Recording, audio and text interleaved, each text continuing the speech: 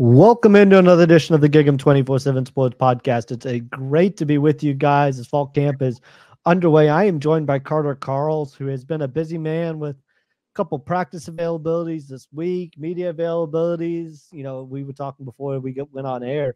Had 8 interviews this week. We heard from Colin Klein, Jay Bateman, Mike Elko, and then a ton of players. And so a lot to get to, and we're going to dive right in. Carter, how you doing, buddy?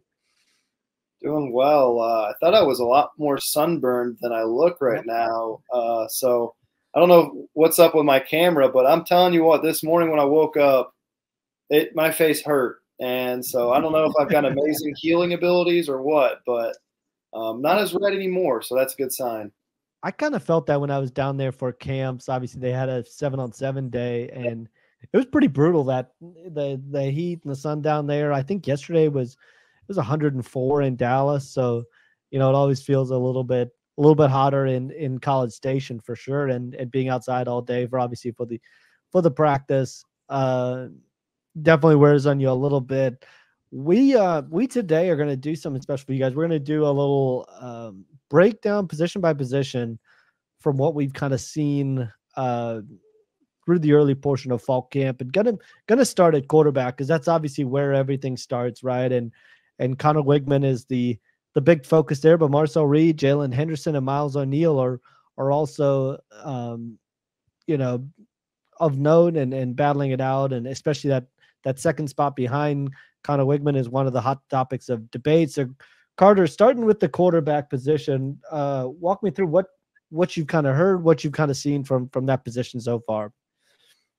Yeah, the biggest thing has just been Connor Wigman's health, because obviously coming off of the major injury that he had last September, really was tough for him to deal with in the spring. That foot that required surgery, couldn't really plan on his throws, couldn't really be all that mobile, still practiced during the spring, fought through it, but wasn't himself at all. And finally got healthy over the summer and starting to look like, I mean, he is himself again. We've seen him in a handful of practices now, and he's mobile now. He can plant that foot. He can rip it loose for 40 yards, just like it could before. So that's the best news that A&M has had all fall camp.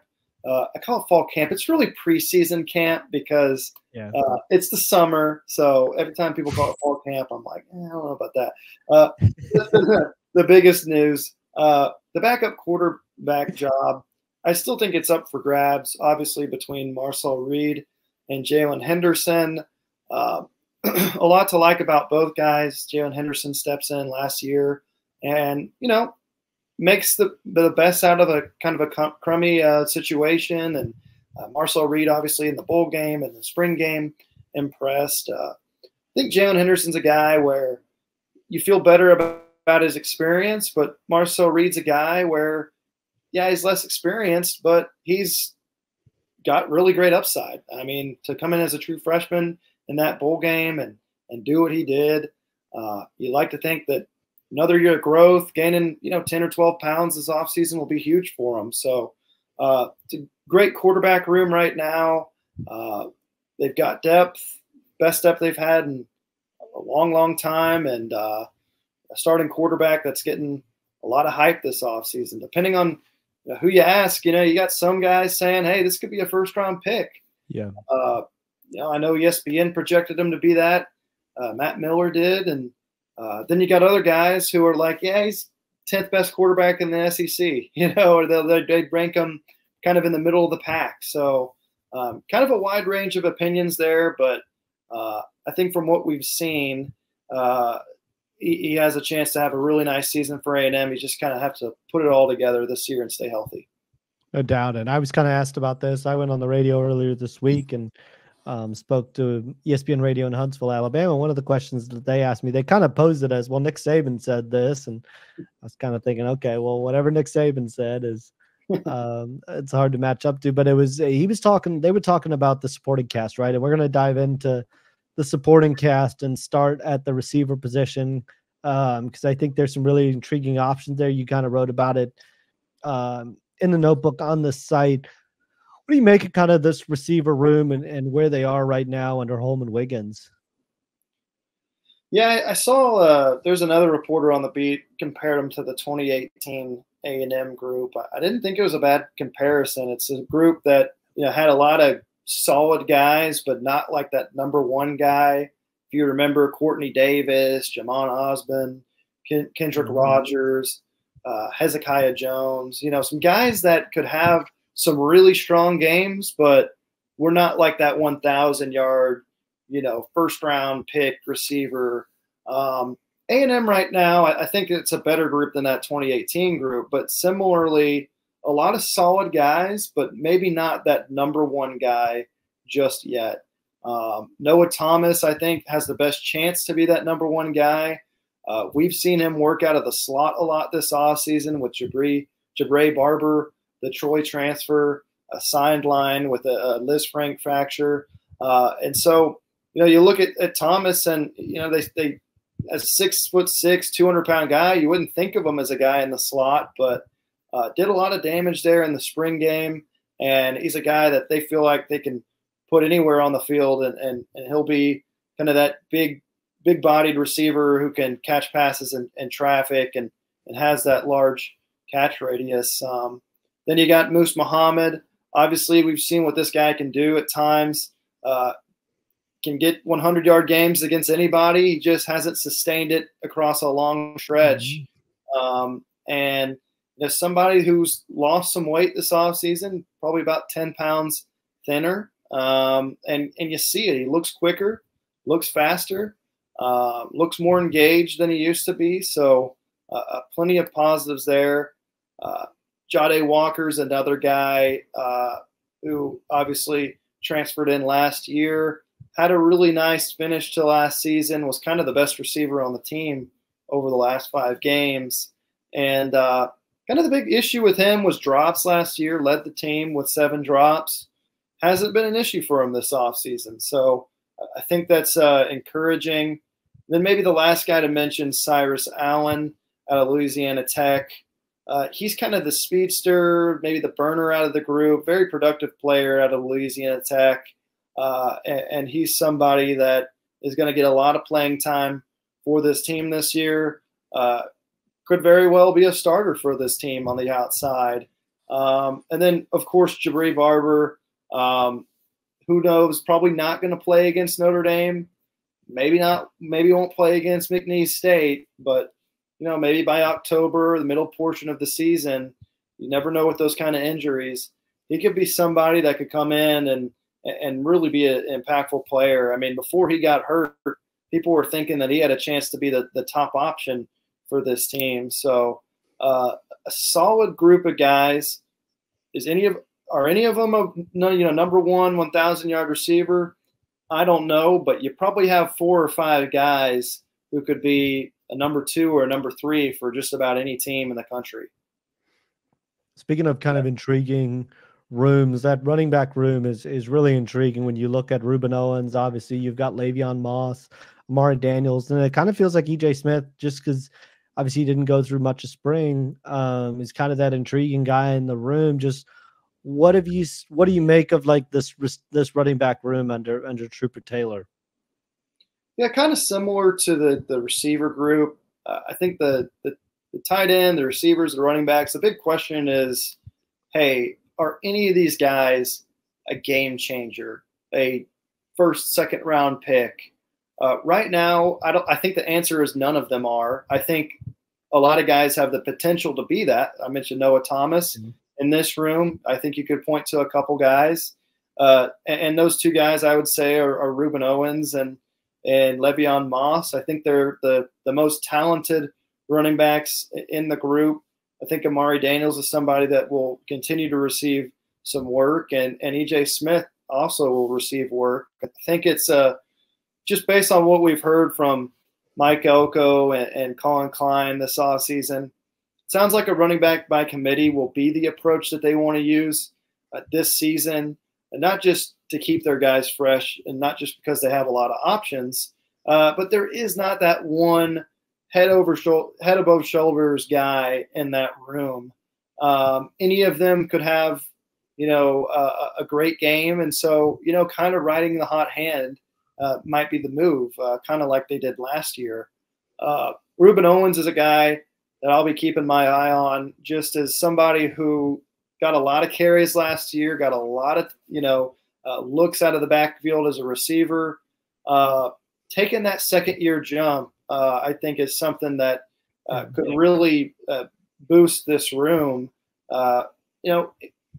In a lot of ways, you saw the five-star talent that he brought, but in a lot of ways, there was some room to improve for him as far as, picking up blitzes and falling forward and bursting through contact a little bit better.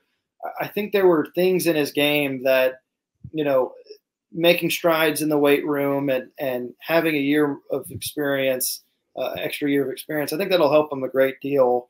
Le'Veon Moss, we saw at times last year. I would say he was the best running back in that room last year, but, he was hurt. There are times where he lacked consistency.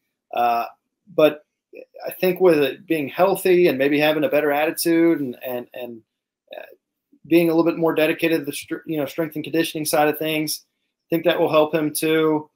EJ Smith, I'll talk about him real quick as well. The thing with him is he struggled with injuries in his career. 42 games that he could have played, he only played 24 of them because of injuries. 4 years at Stanford, 24 out of 42. And he's only played more than 7 games once in his career in a season, and that was last season. I think being part of a rotation will help him a great deal. I also think he's pretty natural as a receiver and maybe the best blitz pickup guy in this running back room. So I really like him in third down situations. We'll see how much strides Reuben Owens makes as a guy who can pick up blitzes, but I think they, may carve out roles for different guys. Obvious passing down. Maybe you want EJ Smith to pick up that blitz, or maybe you want Reuben Owens running a route out of the backfield. You need a yard to gain. It's 3rd and 1. Maybe you put Le'Veon Moss in. He's the best at picking up yards after contact and kind of bullying his way for extra yards. So I think the good thing about this room, while they may not have one dynamic, dominant guy, they have a different flavor for whatever you kind of need offensively. No doubt. And probably I think the biggest swing factor in terms of success of this team, and you know where I'm going next, is that offensive line. I think this is the biggest question that fans have, media has, when you go on different and Mike Elko has been asked about it a lot this fall camp. What have you made of this offensive line and what you've seen from them so far? I feel like I'm staking my reputation on what I'm about to say. This is a group that's going to be a lot better this year. I'm not saying they're going to be good or great or amazing, but they were absolute dog crap the last couple years, and they're not going to be even crap this year. I think they'll be at least below average to average. I think they've made the right changes. They made the strides in the weight room, and they got in a couple transfers that I think will be impactful. You just look at right tackle and guard or right tackle and center, and those should be big improvements for this team alone. Yeah. And I also think it's a group that's been hurt and hasn't had depth. You think of 2 years ago, Trey Zune goes down with a concussion, and Alabama, they go against Alabama and they have Aki Ogunbiyi line up at left tackle. I don't even know if Aki Ogunbiyi's in the 3 deep now. That's sort of the situation where they just had no guys to put in.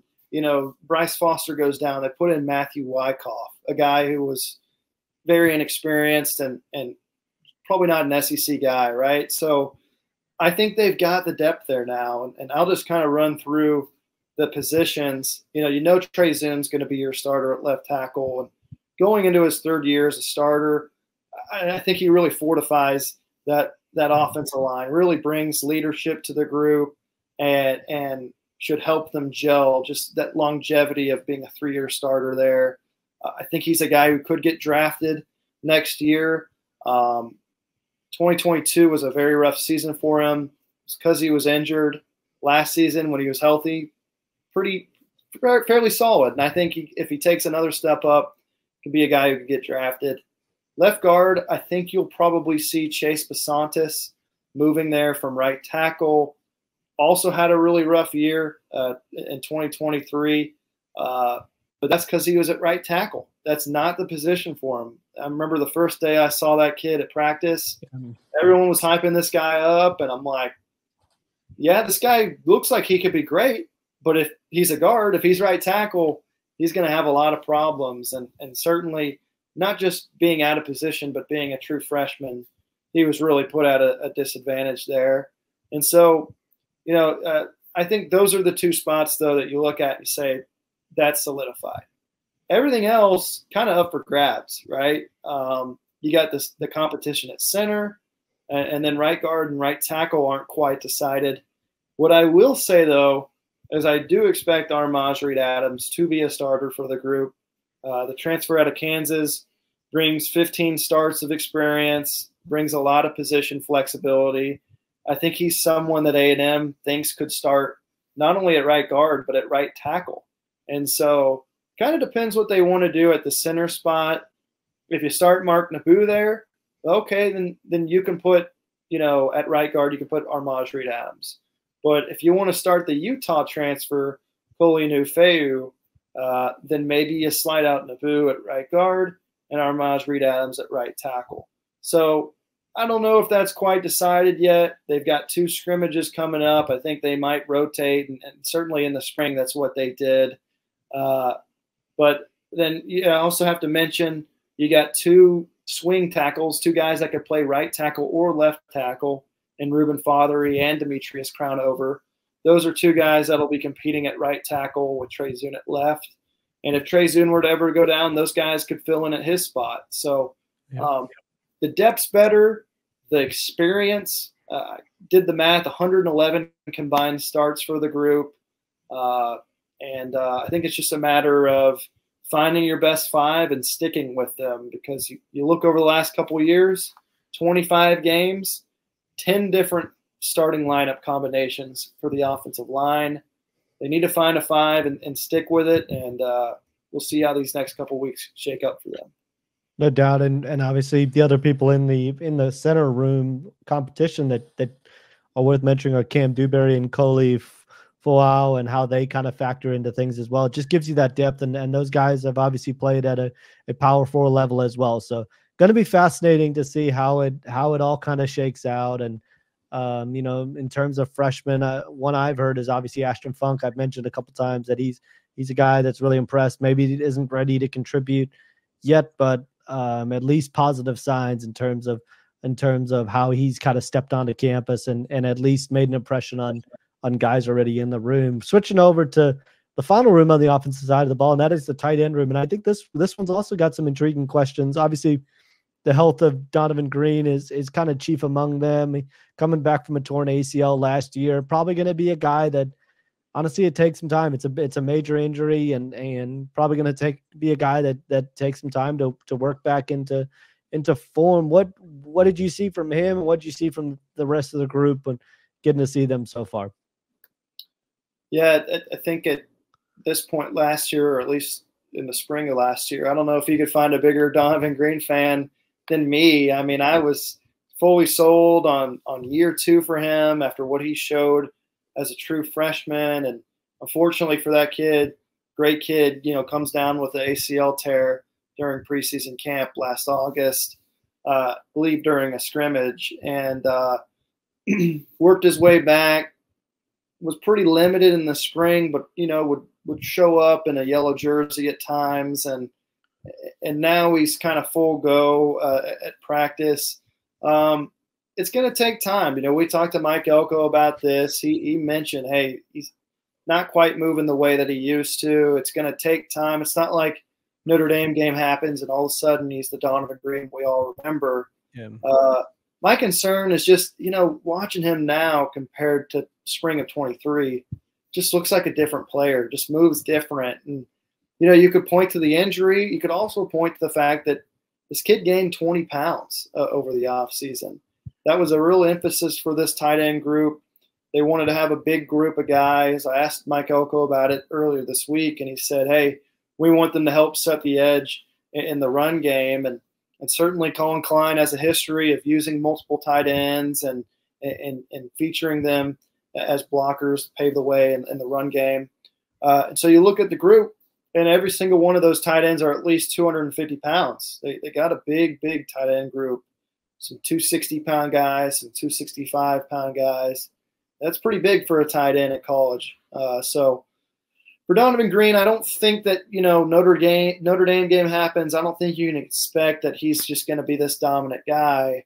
I think he's going to have to work his way back. But Trey Watson will be the one to watch for me. The transfer out of Fresno State, comes with proven production, had almost 400 yards for the Bulldogs last year, was an all-conference honorable mention guy for them. And you see him move around. It looks like the smoothest athlete out of the group.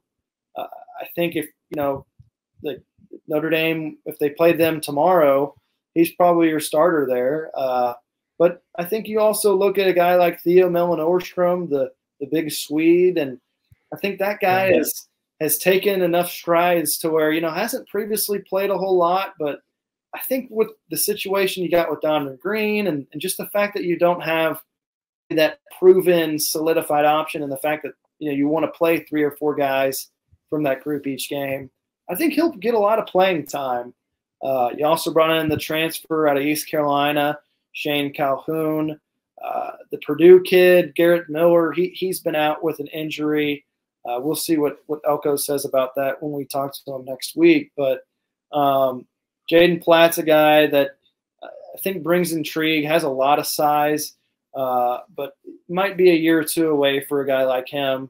But, yeah, I think Trey Watson might be your top guy out of that group, and then you work in, Thor, you work in Donovan Green and maybe Shane Calhoun, but you're going to use a lot of guys. I think you got 6 scholarship guys out of the group. You could be using 4 or 5 of them every game with what Klein does in this offense. No doubt. It's going to be interesting to see who kind of shakes forth. Theo, I think it's, it's been kind of that steady progression, right? And now you're ready to kind of see, can he take that next step and start actually, on the field and turn that into proven production. Going to take a quick break, and then we're going to hit the defensive side of the ball. So stick with us. We got a lot more to get to on this edition of the GigEm247 Sports Podcast. We'll be right back.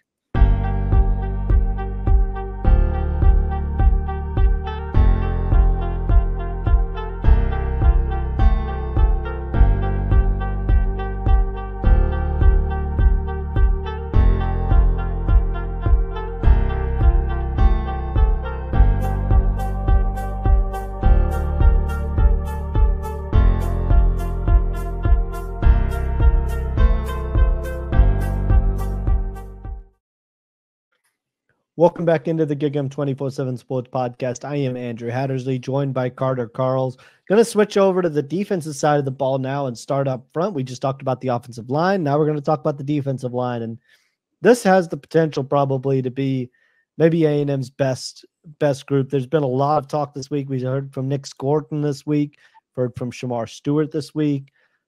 This group has a chance to be really good. Just I'll kind of jump there. How good do you think this group can be? Because I think the expectations are pretty high. Yeah, I mean, they got the potential to be the best defensive line in the country. I mean, that's how talented this group is. You got 3 guys up front that could all be top 50, top 100 picks in the draft next year. DJ Hicks could also be another one of those guys a couple years from now. Yeah. But yeah, we'll just go all 4 of them real quick.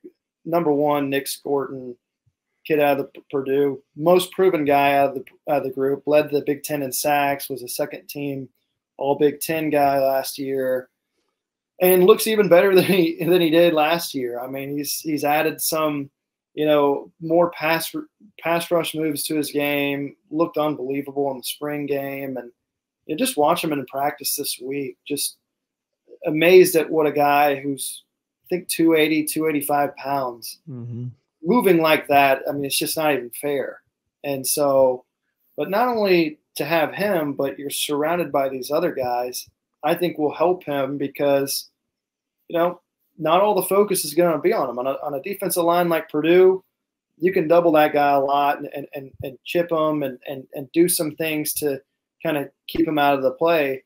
But you can't do that maybe at A&M where you got all these other guys to worry about. On the opposite end, you got Shamar Stewart. He's one of those guys where if an alien dropped onto Earth and just watched his first A&M football practice, he'd probably look at him first and be like, that's the best player on the team. That's unbelievable. And if he could speak English, that's what he would say. Because he would say, this guy, I mean, Jay Bateman said it himself earlier this week, said, if you could build a defensive end in a lab, it'd be Shamar Stewart. Big thing with him has been, can he finish sacks? Can he finish the play? He had 1.5 sacks last year. One of the sacks was because the Miami quarterback ran out of bounds. So really he had like half of a sack last year. But if you really dive into the tape, the guy could have had like 10 sacks. Like he would miss guys. He'd grab the shoelace and the guy would, somehow get past him, or one of his players would one of his teammates would run into him. I think I went back and counted at least 6 or 7 where he just almost had the guy. And I wrote about it in a story earlier this week. And he talked about that himself. And I mean, he had a pretty lofty expectation for himself. He thinks he wants to have 15 plus sacks this season, which has only been done like 4 or 5 times in A&M history. So I think being next to a guy like Nick Scordon will help him a great deal, but also just the fact that he'll have an increased role. Like last year, he was a backup. 3rd year into the program. I think he called it the money year, right? So a lot of motivation to have a breakout year. Then you go inside, Shamar Turner making the move from D-end to D-tackle. Changed his body this offseason, said he gained 30 pounds. I'm amazed. Some of these guys, like Blake Ivy's another guy who's like this, where he gained 30 pounds, but he looks skinnier. Like it makes no sense to me, but it's like it's all in muscle, but he's more slim. Shamar Turner is exactly like that. And here's the interesting thing with Shamar Turner. I got to talk with his uncle, Jeffrey Booker, earlier this week, and he was telling me that for the final half of last season, Shamar Turner had a torn labrum and a shin injury. And so this guy with a torn labrum, a shin injury, and playing out of position had 6 sacks and was second team all SEC. So what's going to happen when he is at the right position, 30 pounds heavier, and healthy? I just think the sky's the limit for this kid. The big question will be, hey, making the move inside, you're going to be dealing with a lot more big bodies, a lot more maulers, a lot more, hey, you got to really fight off blocks and deal with the traffic in the middle. And sometimes you want to have a 325-pound McKinley Jackson in there to do that for you. So can Shamar Turner handle those? That's kind of the big question for him. But with the talent that guy has, I think he's up for the task. And then there's DJ Hicks, the former 5-star recruit, sophomore. I think he'll probably get overshadowed by the other 3 guys, just given the fact that, I mean, they all could be 1st, 2nd, 3rd round picks. But I think he has a little bit more to grow. I think you might see some rotation there with, obviously on the D-line you rotate. So I think you'll see a lot of Albert Regis there as well. But I think Hicks is a guy who improved throughout last season, and, it will hopefully make that 2nd-year jump.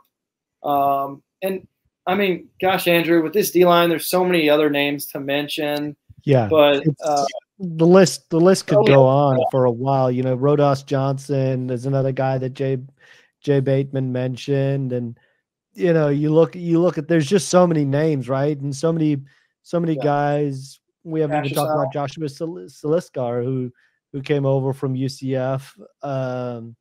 You know, there's a ton of guys. Gabriel Brownlow-Dindy is a guy that gets asked about a lot. I think you and I have both said this quite a few times on the board. For him, it's a matter of just staying healthy.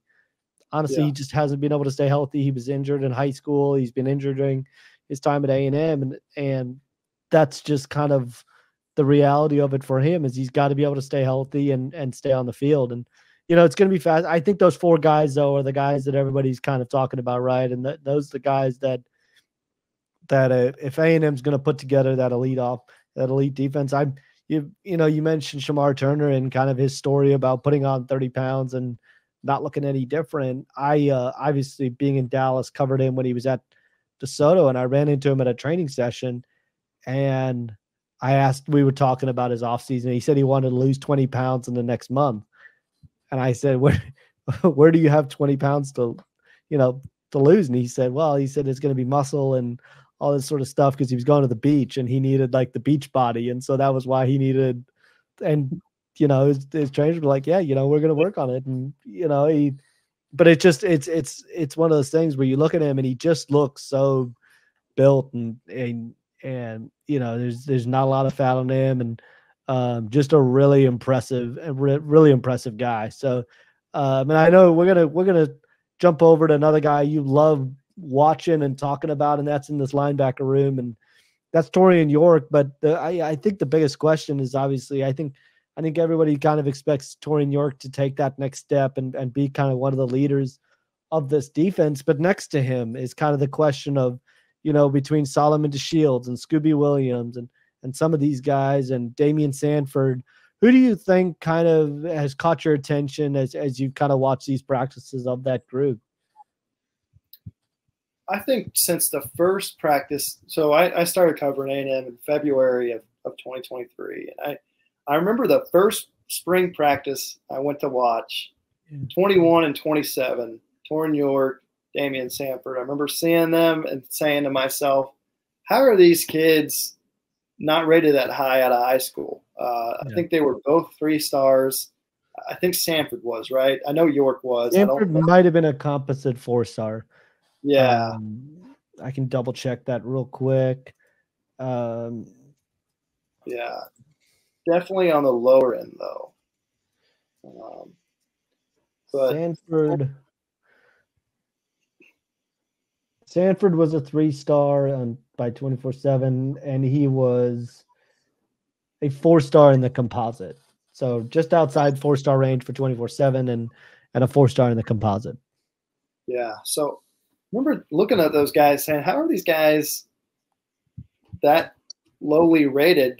They seem like they could play right away. And for Sanford last year, he's stuck behind Edgerrin Cooper, who was an all-world, all-consensus, all-American linebacker for this Aggie defense. So obviously not going to get any snaps there. But Sanford, just from an athletics perspective, I think he might be the most athletic linebacker of the whole group, including Torian York. I think he can run that 4.5 40. He's got a really high vertical. Like, just if you put him in a, you know, at a combine, he probably would test better than almost all of those guys.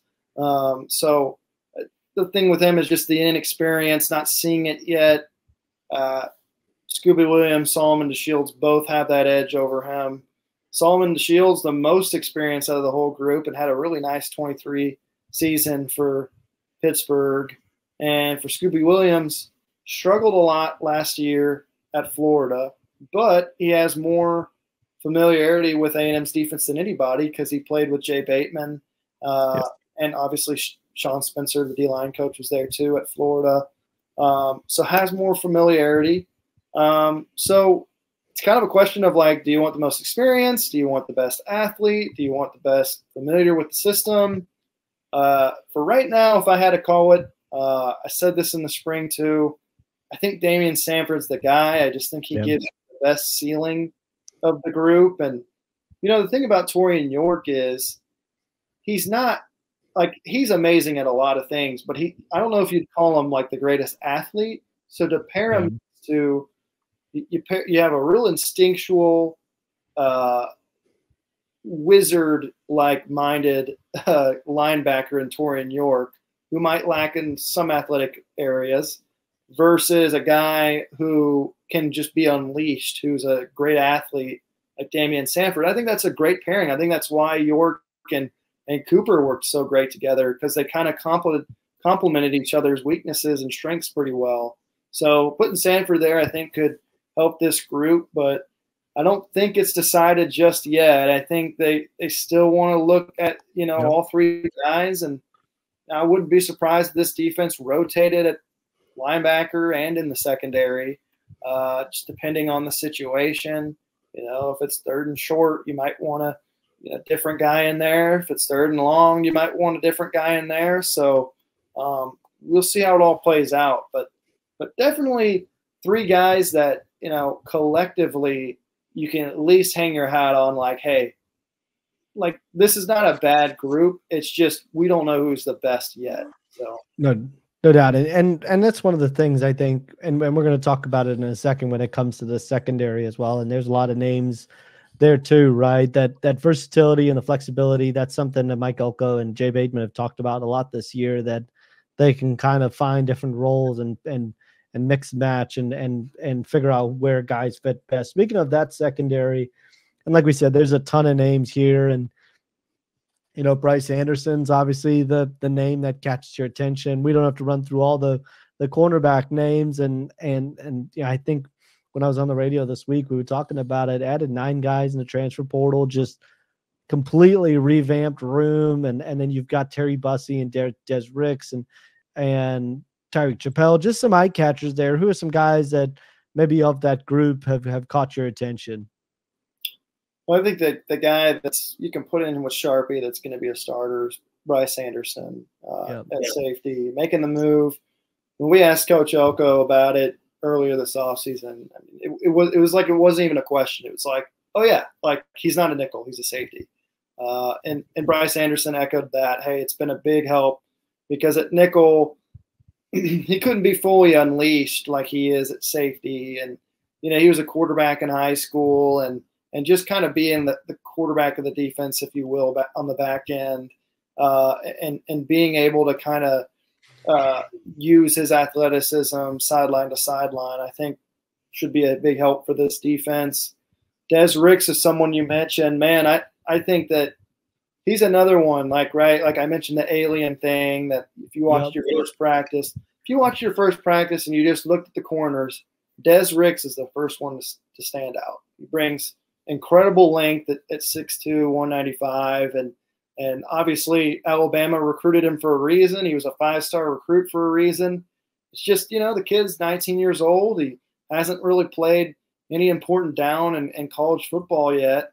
And so when you don't have that experience and proven production, you kind of want to see it before you're fully sold. But just seeing him in practice, seeing the way the kid moves and how athletic he is, he's the guy that A&M has needed the most outside of offensive line. I guess on the defensive side, what they've needed the most over the last couple of years is that athletic, lengthy, kind of corner who could be a high draft pick. They haven't they've had a lot of guys who are like physically and athletically limited, like the Josh DeBerrys of the world, who, they might have a good game here and there, but they're not going to make any plays. They're not going to, get a bunch of picks against, or they're not going to get a pick against Alabama or like string together 5 amazing games and shut down, an all SEC receiver. Like they haven't had any guys like that.